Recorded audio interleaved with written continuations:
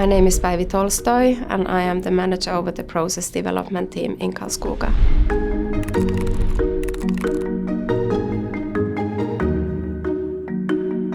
When it comes to the future of the API manufacturing, I would like to think about the next generation. So when I'm saying that, then I do mean the sustainability of our processes. I think that that is really going to be something that we will see more and more in the future.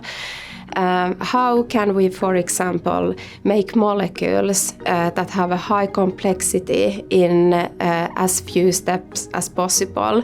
I think that catalysis will continue to be one of the important factors to allow us to build complex molecules in few steps.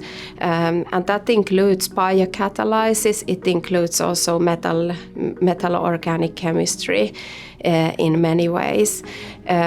Also, new technologies as flow chemistry can allow us to do and build compounds that may not have been possible to do in the batch processes. So I really believe that the collaboration is very key for the future in order to go more towards the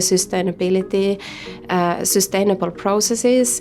So it is both that companies and customers that we are working with, that they have also the same type of goals, which I am seeing more and more, and also collaboration with universities who really are ahead of with new technologies and how to bring the sustainability into reality in the industry.